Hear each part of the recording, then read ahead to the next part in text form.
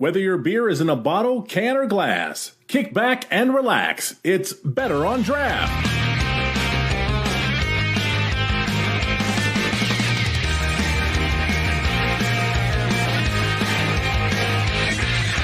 Welcome, everybody, episode 301 of the Better on Draft podcast. My name is Ken. Thank you so much for joining us. I appreciate it.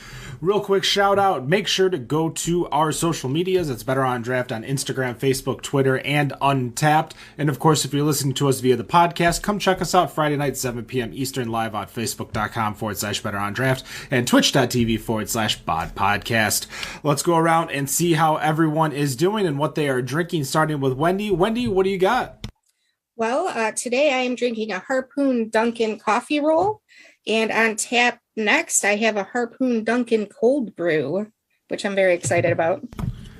And we also got Dan. Dan, what do you got? Hey, I'm trying this Harpoon Open League non-alcoholic hazy IPA. Perfect. For myself, I've got a Dunkin' Pumpkin from Harpoon, as well as the Harpoon Open League myself. Always good to pair a beer with an NA beer. But our guest from Harpoon Brewing, Megan, why don't you introduce yourself? Tell us who you are and what you do there.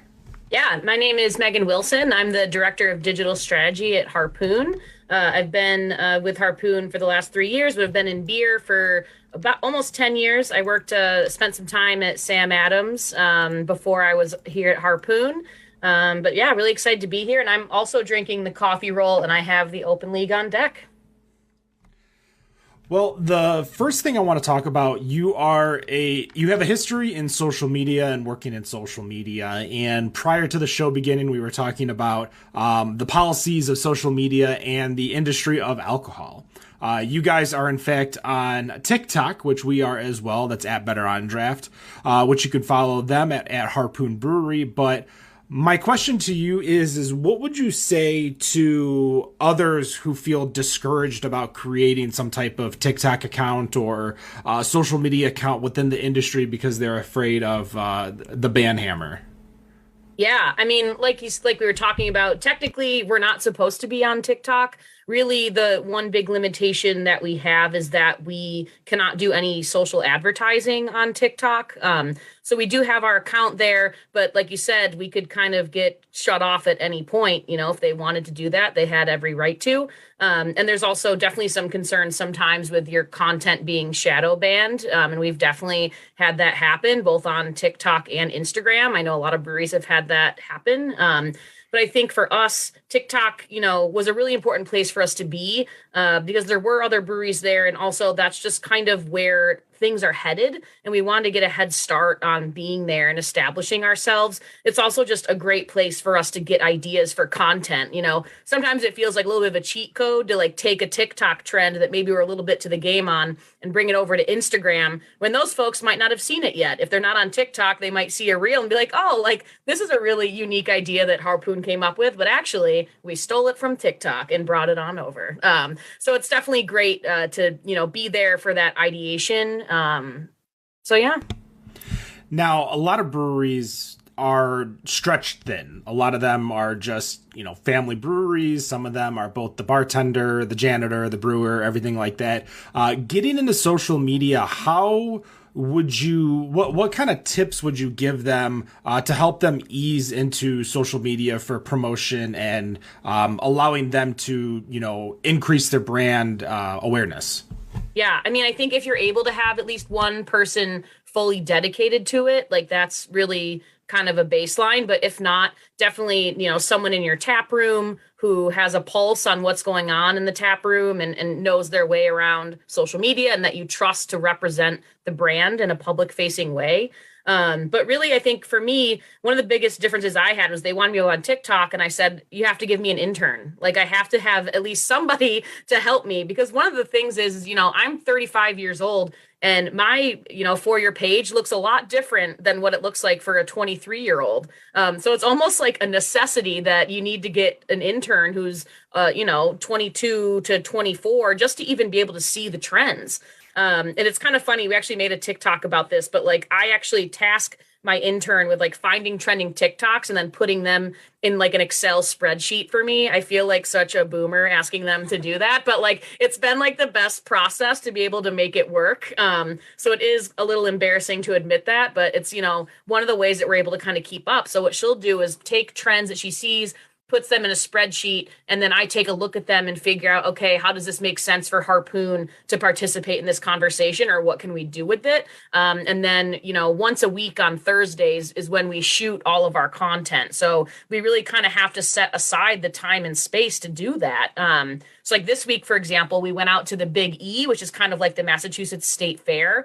And we went and tried all the weird foods and, got content about it. It took us out of the office for the entire day, but it's really important to be able to set time aside to be able to do storytelling and create content.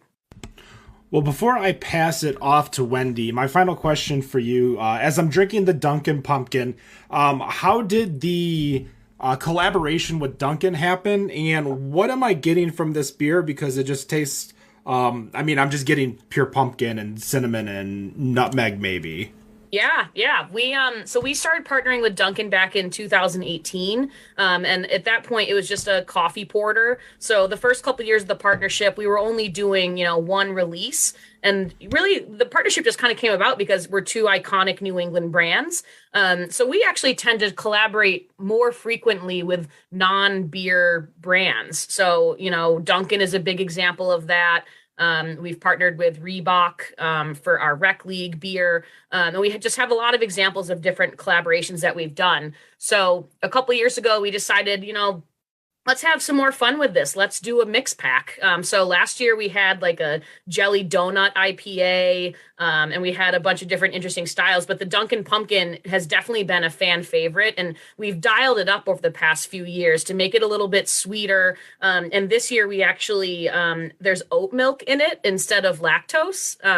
So we really kind of collaborate with Dunkin' on what are the trends that they're seeing, to be able to kind of help us inform what goes into our beer. And we do use like their coffee suppliers, and like in the coffee roll beer, like we did toss, coffee rolls into the tank. We posted a TikTok about that. But we really work very closely with their culinary team to nail the flavors and to use the same kind of ingredients that they're using in their products. So I have lots of questions because I loved my visit to Harpoon when I was in Boston a few years ago. Hands down, one of the funnest brewery tours that I have ever been on. I don't even know how to describe that. But one of the things that always stuck with me was the fact that in 1986, Harpoon received the brewery license number 001 in the Commonwealth of Massachusetts. So I was wondering if you could share that story for those who haven't been to the tap room. Oh, yeah. So that's definitely a big point of pride for us, because I think when a lot of people come to Boston, they typically do the Sam Adams tour and they come to Harpoon and do our tour. And I think a lot of people probably assume that Sam Adams would be the first brewery, but they actually started brewing in Pennsylvania and Cincinnati before they were brewing in Boston. And I love Sam Adams. I spent 5 years of my career there, so I'm a proud Boston beer alum. But Harpoon, we had the first brewing license that came out after Prohibition. And the other cool thing about our space is we're in Boston Seaport District, which if you've been to Boston, and you haven't been in a while, 10 years ago, maybe even 5 years ago, there was nothing in the seaport. It was really just like fishing trucks and like a couple bars and like nothing else. But if you've been more recently, it's kind of the hottest area in Boston. So we got kind of lucky that we ended up plopping down somewhere that is the most like, desirable place for young people to live. A lot of breweries and restaurants popping up. We have, Trillium down the street, Lord Hobo around the corner. So it's really kind of become a really poppin' area, which is great for us. And then the tour is super fun. I've been on a lot of tours myself, and I just think that I think the way that we do our sampling is probably what people love the most. So the way that it works is you get 20 minutes in the tasting room with pretty much free range. We have a bartender behind the bar, and you get to try whatever you want on tap. And we typically have, about 10 beers that are on tap for people to try. That part is so popular that we've actually also developed a tour that you just get to go straight to the tasting room. We skip the brewing process and you just get right to drinking. Because I think we all know, when you go on a brewery tour, we know how the brewing process works. We know the ingredients. So let's just get to the fun part. So that's been something that we've started doing recently and have had a lot of success with that.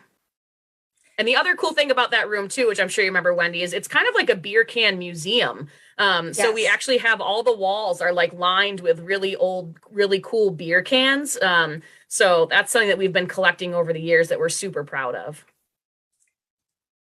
It was definitely an awesome time. I highly suggest it to anybody who gets the chance. So my other question though is I was checking out the website, just looking at what has been going on. And I have got to know, what is Mr. Swindle's traveling peculiarium, and how did it come to be at your tap room? What is a boutique big top? Because I'm very interested. So to be perfectly honest with you, Wendy, we aren't even really quite sure what it is yet, because we haven't done it yet. So what happened was they reached out to us because they're like a traveling kind of Cirque du Soleil, and they like to partner with breweries that have space. And we happen to have a big parking lot in the Seaport, which is very rare. So they're going to be setting up their tent and putting on a 90-minute show, which I honestly, we're not really quite sure what it is, but they're going to be with us for like 4 weeks. And we're going to be setting up a beer garden outside. We're going to have some, cool food items. We're doing a beer that was kind of Harry Potter inspired. So it's like a butter beer with whipped cream on top. So that's going to be fun, but we're going to have some contortionists coming to our Oktoberfest next weekend. So that'll kind of be our first chance to really see what this is going to be like. But yeah, these folks are out of Florida, so it's going to be wild. But we're super excited to be hosting them, and we're put on a really good show for the people of Boston. But yeah, we're kind of not sure what it's going to be like, but we're very excited. So for people listening, that's October 12th through November 6th. And I am seriously trying to figure out a way that I can get there for that. Hey, if you come to Boston, tickets on me. It's awesome. So you said earlier that you spent some time at at Boston Beer Company, doing their social media there. Have you found that there's a difference in strategy between the two? Oh yeah. I mean, one of the biggest differences is the budget. I had like a, pretty much endless budget at Boston Beer. And I had, agencies I was working with. I had pretty much any resource I could possibly want, which actually was part of the reason why I left, because I felt like I was kind of more of a gopher between a brand team and an agency in New York that was kind of coming up with the creative, and creating stories and content is something I'm very passionate about. And I wanted to get back to a place where I was the one doing it myself. So at Harpoon, my budget is tiny. And I have a very small team. Like I said, it's me. I have an intern, and then I have one other person. And I do have like a video team that I outsource with, but the vast majority of our content is stuff that we're creating on our own smartphones. So if you take a look at like our Instagram and TikTok, you'll see that it's very much, grassroots type content. And we've really kind of walked away from doing stuff that's too highly produced. And I really think that was just because it wasn't as successful as like the fun behind the scenes, goofy little videos that we've been making. So I think, that's definitely a big difference. I think the other big difference for me is that Sam Adams was a national brand and Harpoon is truly a New England brand. So I really get to focus more on Boston and focus more on New England in ways that I could never really do at Sam Adams. Makes sense. So for in between the time at the two companies, you left the industry. What was it that brought you back? Yeah, so I Boston Beer does have a non-compete, so I had to do something on my 1-year timeout, and I got lucky and ended up at Extra Tough, which is, as most brewers know, great boot brand. A lot of them wear them, and really like the week my non-compete ended, Harpoon called me up and they were like, come join us. And at first I said no. I was like, I didn't know if I wanted to go back into beer. But then when I went and interviewed, I met, the crew there, and everyone was just so awesome. It was just something I couldn't say no to. And I think one of the really special things about Harpoon is that we're an employee-owned company.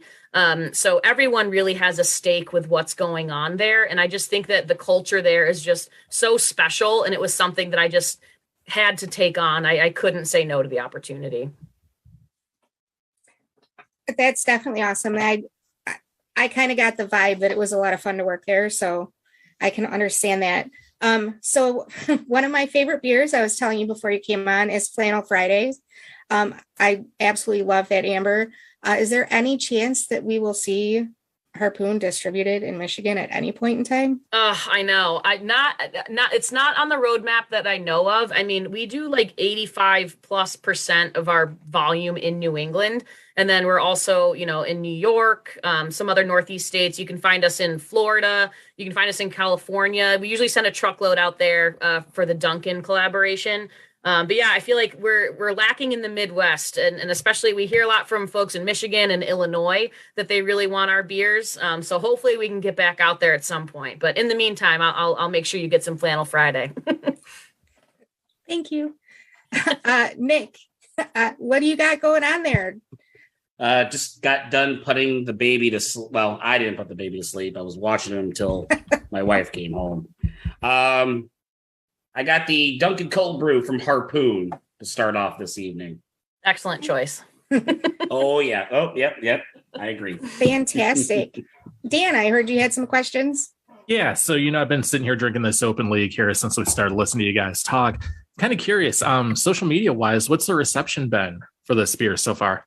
Yeah, it's been super positive. I think, it's funny, like we actually have been getting a lot of requests for non-alcoholic beers over the years. And especially, over the last few years as athletic brewing has come onto the scene and has really kind of turned non-alc beers into something that people who do drink alcohol as part of their mix, like it's not only for people who don't drink alcohol, it's people who, maybe want to take a break, take a step and try something else. But yeah, we've had really great reception.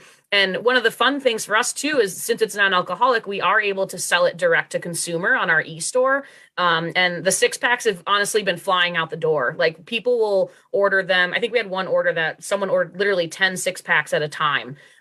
So I think, people were really excited about it. I know I'm really excited about it. And it's just been a really good addition to our league family of beers. I'm not sure if you've had our Rec League beer before, but that's kind of our better for you beer that people really love. I would say like that's definitely a close number 2 to Harpoon IPA.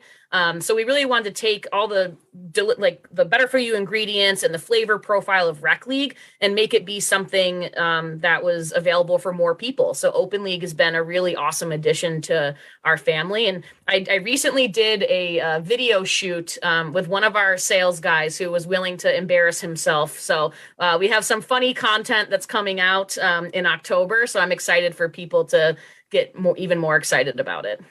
Which is awesome too. I noticed that this is a 35 calorie. There's a lot of NAs out there that even though they don't have alcohol in them, they still have 100-300 calories per can. So it really still doesn't even make a difference, especially if that's the thing you're trying to avoid. So it's always good to see that. Do you know the roadmap as far as making more NAs go? Is there a plan for things besides hazy IPAs, or what's the situation there?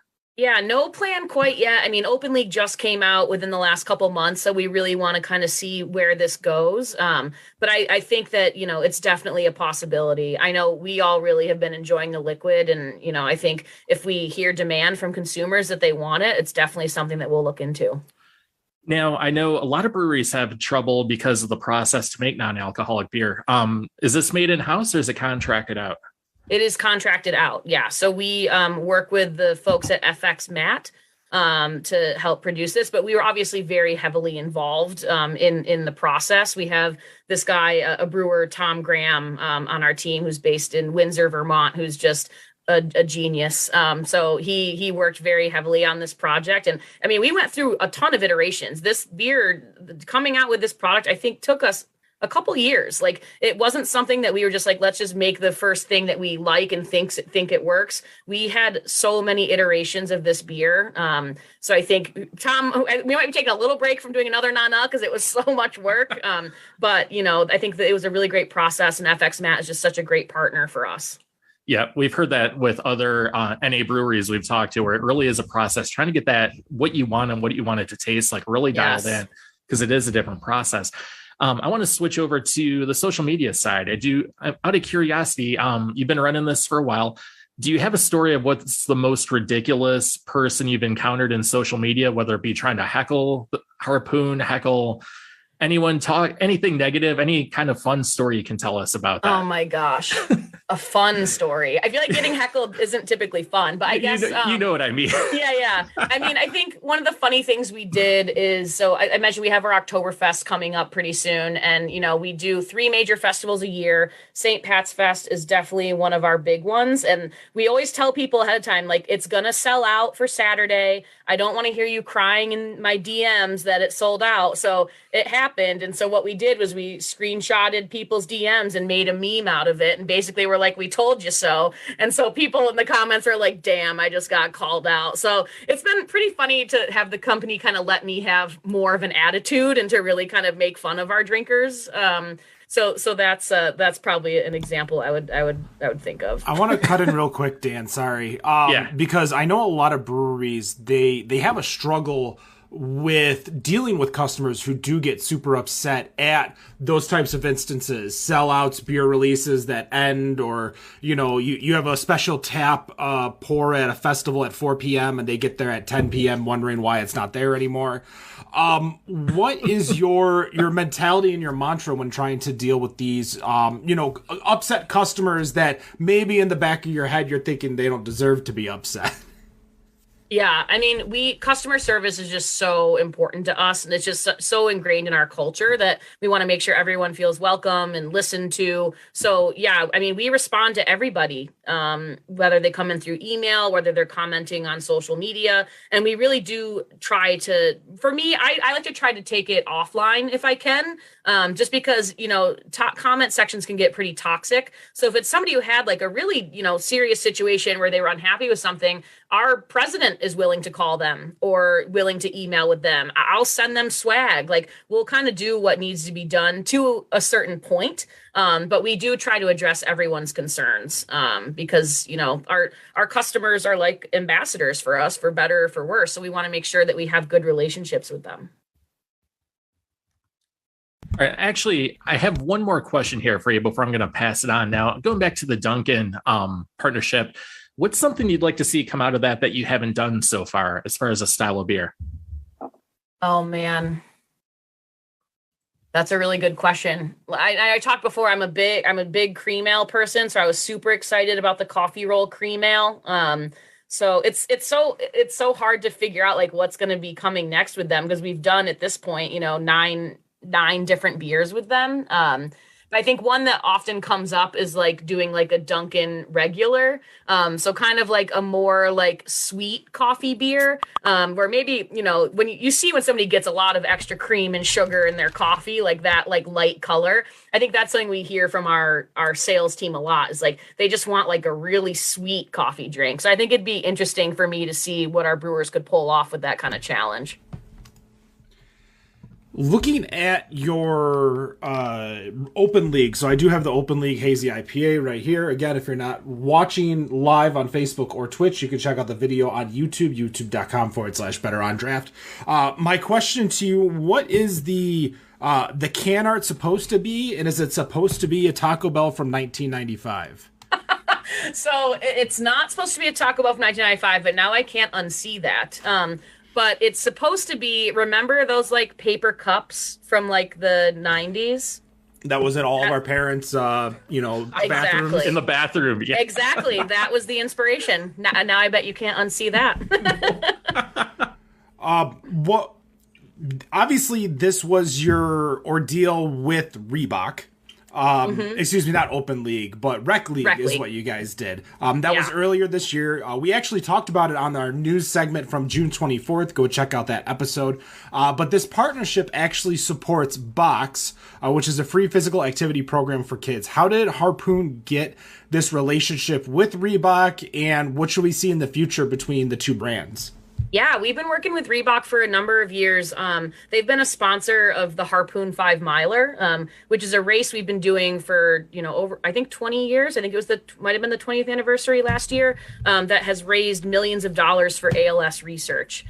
So that's really kind of where our relationship with them started. It also helps that their corporate offices are now, across the street from us. So they used to be in a different part of Massachusetts, but now they're right in the Seaport and the Design Center. So, we would have a lot after work, we'd see a lot of Reebok employees coming over, drinking beers. So really our relationship really just kind of grew from there. And when we do our collaborations, they almost always have a charitable element. And we always like to let our partner pick, like, what's something that's important to you. So this is obviously something that was a big priority for them. And the cool thing about it was, I don't know if you saw the outer wrap, but another thing our design team likes to do is kind of take the look and feel of our partners and implement it into our craft beer artwork. So the 12 packs of Rec Leagues actually looked like a red Reebok shoebox. Which was really fun. So that was kind of our big thing that we did this summer. And even like, Duncan, the outer wrap of that 12 pack, it looks like a box of Joe, but it says Box O Beer on it. So we really kind of like to have fun with our partners' creative to make it a beer.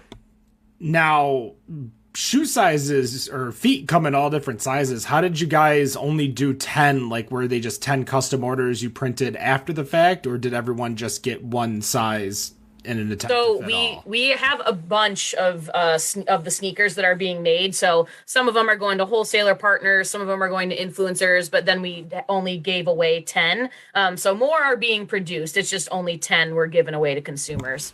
I was just curious about that because we were like, is it just going to be like a collector's item now, no matter what? Because I wear a size 14 4E, and I'm like, I don't think my yeah, I don't think we went up that high on these. most shoe companies don't. I'm very, very limited with what I can purchase. Nick, just wear an 8. An 8? All right, I'll keep that in mind. Nick, are you there? Everything good? Can I pass it to you? You could certainly try. It is a little chaotic right now, although it might not look at it if you're looking at me on camera. I'm in between phones right now, so all my apps are all messed up. Oh, boy. Yeah, it's not fun. That's my nightmare. Yeah. Well, being that you're in marketing and it's especially on the digital side, I can only imagine just how glued you are to something like this.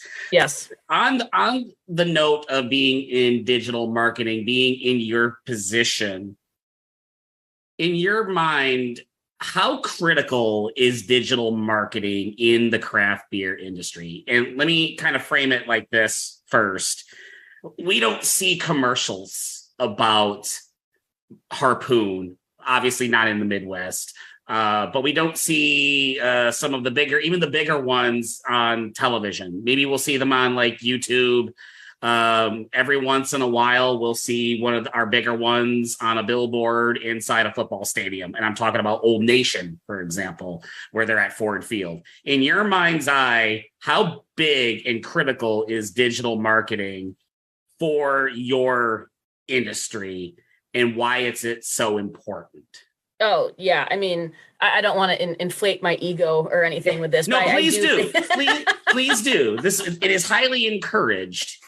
Yeah. I mean, I'm a big fucking deal, No, I think that it's like, digital marketing is like, it's super important. I think the number one reason it's important is because there's limited resources, right? So like, you don't see Harpoon commercials in Boston because I don't have the budget to do commercials anywhere. So really the way that we're able to reach people is through social media. So I think it's so important for every brewery to have a presence. I just don't know how people even know about you if you don't have it, honestly. It's almost like don't even bother opening your doors if you don't have some sort of social media presence. And I think that's kind of for any business. Like it's not really, you can't really opt in anymore. It's not a nice to have. It's very important. And I remember, back when I first started, at Sam Adams, having to convince, the CEO at the time, like, you need to give me a budget. Like, I can't just do organic social. Like, I had to fight with them to be like, no, like, this is where we have to be putting dollars. And,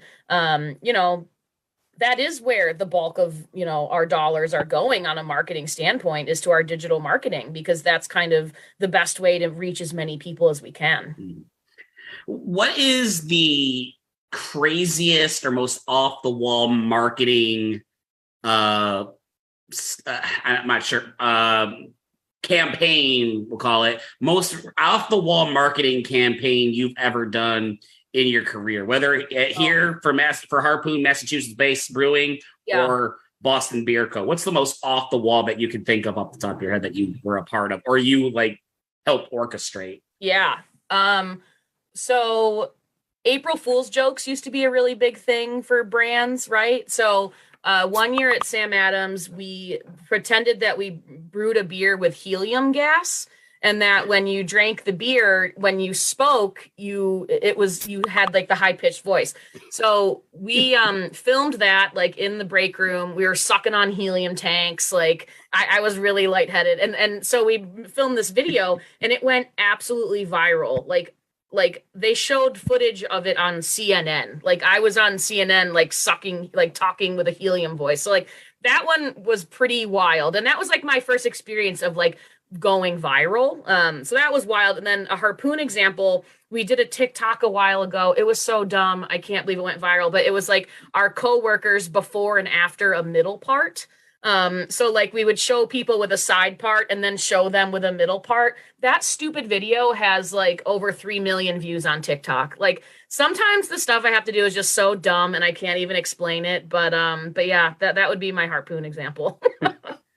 Why are people so obsessed with a part? I think it's a Gen Z thing. Again, a lot of times my interns and my person, when they tell me that they want to do something, I'm like, I have no idea why this is funny or why this is relevant, but I'm going to trust you. And that was one of those ones I was like, you were right. I can't believe this did something for us. So dumb. I actually found the Sam Adams Helium. Yeah, Helium. Helium video. Yeah. It's HELIYUM. Yeah. And there you are. You're right there, front and center, at the 59-second mark. And it's got well over 1.7 million views. So kudos. Awesome. HuffPost said we won April Fool's Day that year, so that was a big win. You get national press, national attention, and kudos from a well-known newspaper. I think that's a win. Yeah, that was a win. Ken, I'm going to pass it on over to you. All right, then.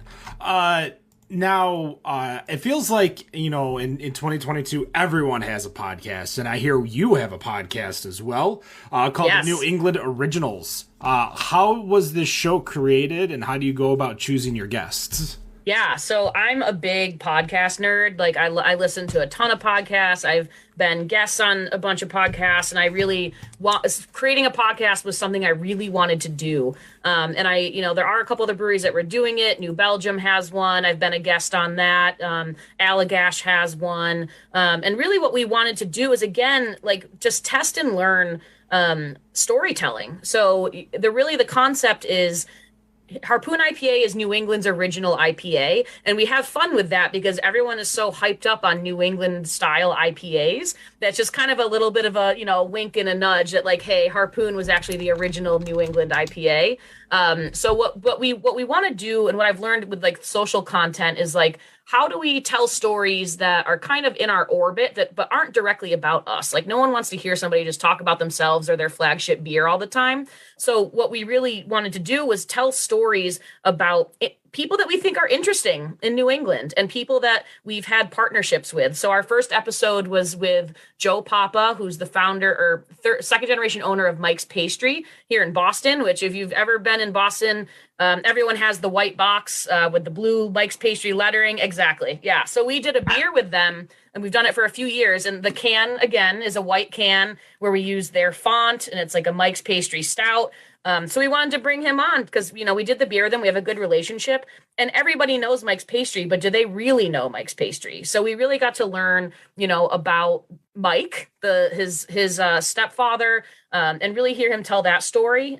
So that was a really great one. And then we most recently had the sausage guy, Dave Littlefield. So he is a sausage vendor who is famous, basically. I mean, he's on Lansdowne Street. So if you go to a Red Sox game, he's down there vending. He vends at all of our festivals. So he's just like a character that, again, he has notoriety. People know who he is, but do they actually know much about him?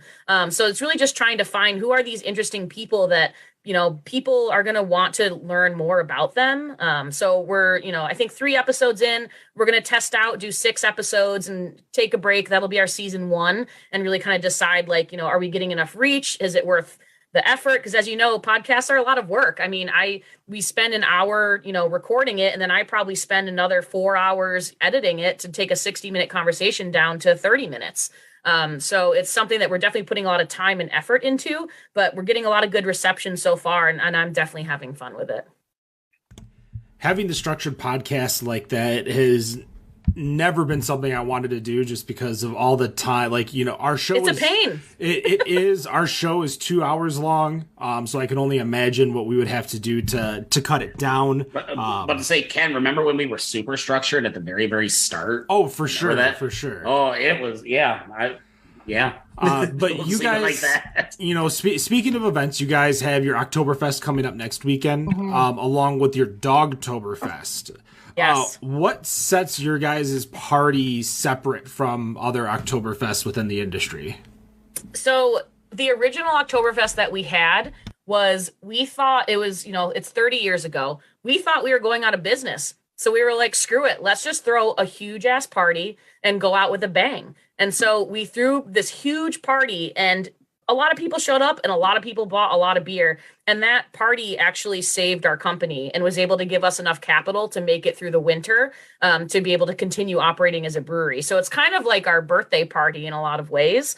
I think one of the biggest differences is how freaking big it is. I mean, over that 3-day period, we're going to probably have 12 to 15,000 people come through the festival, which is insane. So that's definitely a big thing. I think another kind of funny thing is Harpoon is almost like a matchmaking service. We have had so many people meet their future spouse at our festivals. A lot of people get drunk and make out at Oktoberfest, and some of those have turned into marriages and families, which we love to see. But it's such a good time. And I think, it's just, the big parking lot. We got 2 stages with music. It's not a ton of programming. It's like, come in, drink some beers, and meet new people. I think at Harpoon, people really come to interact with other people they don't know. It's not like you go with your group of 4 people and you don't talk to anybody else the whole time. It's really a party environment where you're welcome to talk to other people and make new friends and meet new connections.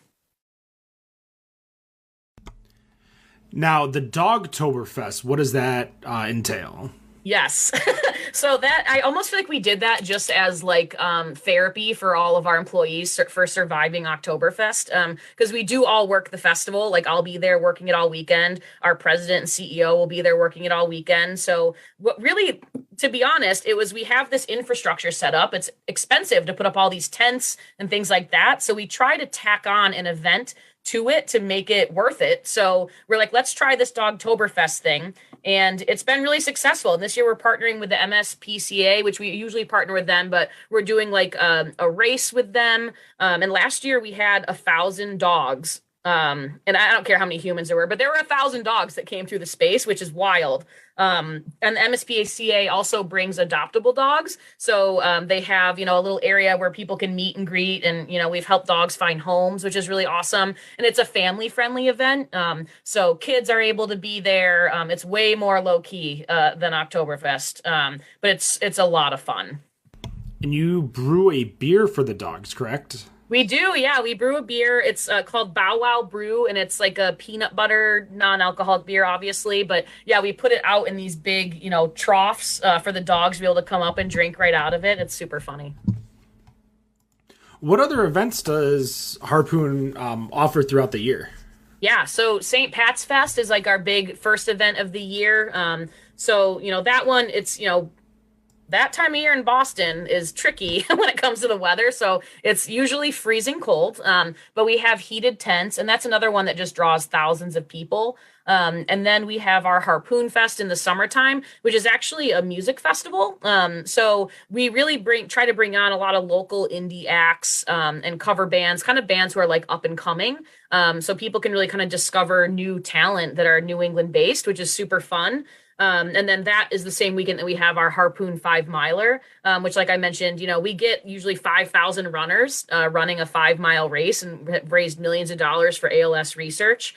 So that's our big one. Then our Oktoberfest. And then in the winter, we've historically done something called Harpoon Help Spread Holiday Cheer, where we have a bunch of people come to the brewery and then they get assigned to a different nonprofit or community center in the Boston area. And we give them a big box of decorations and a fake Christmas tree. And they go out to these different locations and they set up Christmas trees and decorations for them for the holidays. So that's another fun event that we've been doing for a really long time. And then we definitely have, trivia nights at the beer hall. We did a Pitch a Pal event last year that we want to bring back, where basically we asked singles in Boston to come and make a PowerPoint presentation about their single friend to pitch them to the audience to help them find a date. So that was a super fun event. And I think we're going to be doing that one again next year. Who came up with that idea? I did. You did. but it's not I came up with the idea to bring it to Harpoon. It's something that has been happening in Boston for a while. And now there's a new thing that's been happening in Boston where it's a comedy show where they have two people go on a first date like in front of the whole audience. So I need to reach out to that person because I really want to bring them to our brewery, because I did stand up for a number of years, so I'm a little dialed into the Boston comedy scene. So there's some really funny, interesting stuff that goes on around here. But Pitch a Pal was definitely a good time. Man, you guys are brutal in Boston. I would not trust any of my friends to do a PowerPoint presentation about me. Yeah.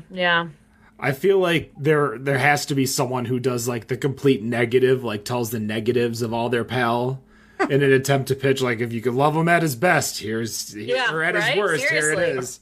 Yeah. I feel like that would be the one that gets the dates, though, because that's just the complete opposite of what everyone is saying and goes through. You said you were or are a stand-up comedian. So I have my last show I did literally like the week before the world shut down with the pandemic, and now I just like can't stay awake past 9:00. So I haven't found shows that are like early enough to do it. But honestly, like all of the work I've been doing with Harpoon with the TikToks and the videos has kind of been scratching that itch for me. So I'm still getting to do a lot of comedy, which has been super fun. What do we expect in the future for Harpoon Brewery? Do we have any upcoming collaborations, anything that's happening with other nonprofits that you guys are working with? That's a good question. We obviously always have stuff going on. One of the beers that we are excited about is we have a New England style IPA that we're going to be coming out with. So we used to have it. It was called Juicer. It went away, and people have been begging for us to bring it back. So we've refreshed the recipe a little bit, and that'll be coming back. I think it's going to be in the winter variety pack this winter. So that's something that's going to be coming out. Trying to think of this fall, we're going to be doing a program with LL Bean. So we're going to be giving away an opportunity to go on a kayaking camping trip with them in Maine. So you'll get to, I think, stay overnight and do like a lobster bake and have plenty of beer. And they have a nonprofit, I think, that supports like the outdoors that we're going to be working with. So that'll be this fall. But yeah, it's funny. We don't plan things out like super far in advance, I feel like at Boston Beer, it was very much like, okay, like we already know what we're doing a year from now, but at Harpoon, like we really are open to new opportunities that present themselves. So, there's probably so much cool shit that we're going to be doing next year that we don't even know about yet. So I'm excited to see where it takes us. We've talked a lot about the Boston brewery itself, but you guys actually have a couple more sites, one in Vermont and another one and I'm probably going to butcher saying it, but Worcester. You did it. Massachusetts.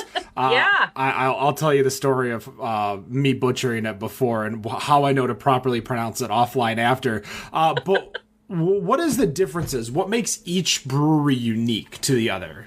Oh yeah. So, I mean, Boston is obviously our flagship. We're known for the pretzels, we're known for the tour, we're known for throwing huge parties. Vermont, our brewery in Windsor, Vermont, which I was there this week because I get up there as often as I can, is like our best kept secret. So it was originally the Catamount Brewery, which was like one of the first breweries that opened up in Vermont. And it became the Harpoon Brewery in year 2000.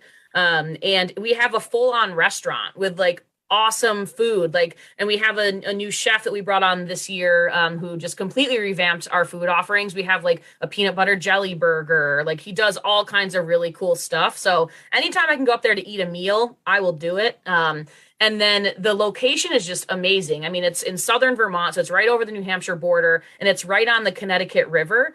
So like we host this barbecue fest event in Vermont every for the last like 20 years. And we all go up and work it. Our brewers all camp out. After we were working all day, like we were swimming in the river drinking beers. So that's not really something you get to do in Boston. I mean, I guess you could jump into the harbor, and I know some have, but I think that the Vermont brewery is just, like amazing food, probably a little bit more family oriented.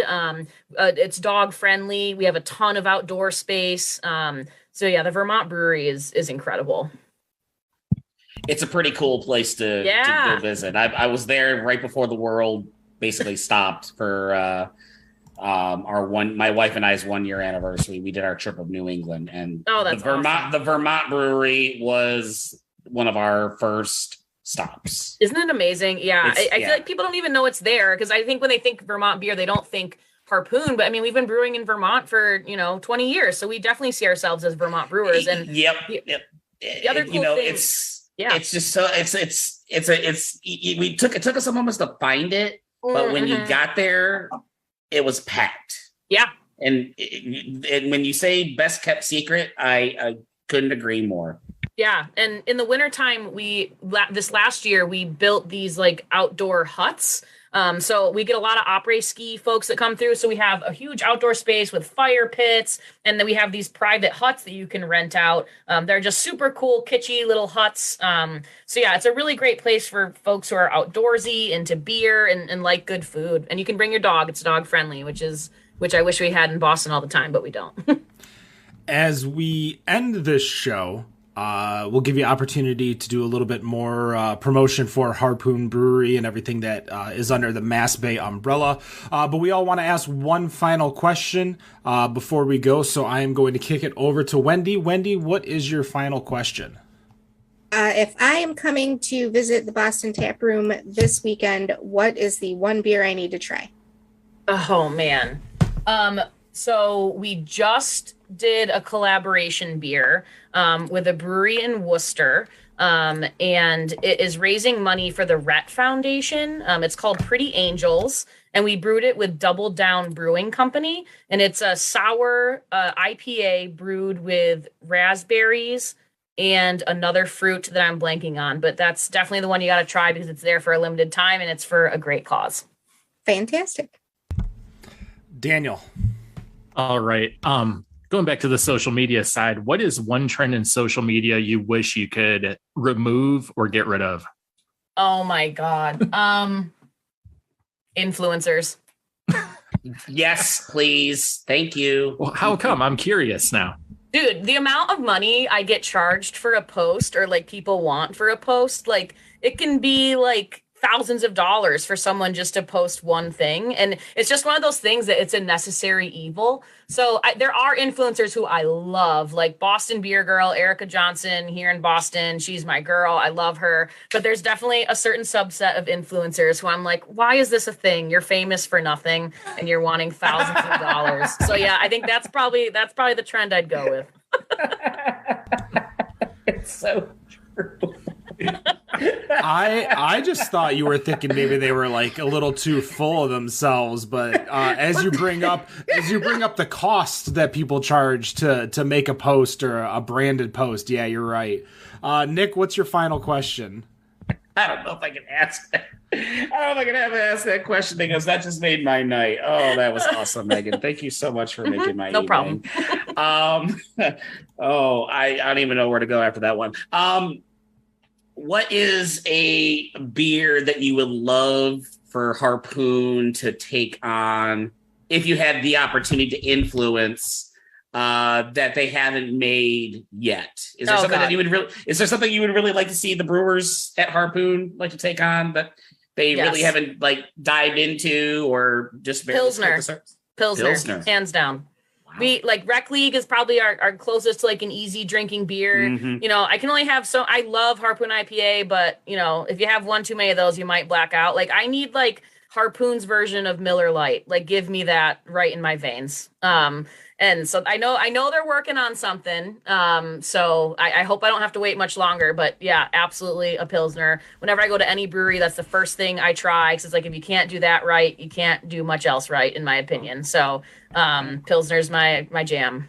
Do you think that the industry needs like a course correction on ABV and having a lot more lower ABV beer options? Yes. Okay. Yes. Oh yeah, absolutely. Yeah. For me, it's like, when I'm going out drinking, like that's what I look at first now. I mean, I'm in my mid 30s, you know, I don't want to like die or have a 2-day hangover. So it's like, I'm looking for the, 5% and under beers. Like that's what I want. All right. My final question for you is, who is one guest you want to get onto your New England Original show? Ooh. That's a good question. I'm trying to think. So we brewed a beer with Sam Mewis, and she's on the U.S. Women's National Soccer team. And I'm a huge soccer fan. So if I could get Sam on the podcast, I would be so hyped. Well, there it is. That's your goal for the next 6 months, Megan. I'm going to release you to get Sam on your show for season 2. That's going to do it for Better on Draft. Megan, where can they find you on all the social medias? You got to have them all memorized. Oh, yeah. At Harpoon Brewery across the board. Makes life so much easier. For my co-hosts, Dan, Nick, and Wendy, and myself, thank you so much for joining us. Go check out Harpoon Brewery the next time you're in the New England area. And no matter what you think of your beer, we think it's Better on Draft. Have a good night.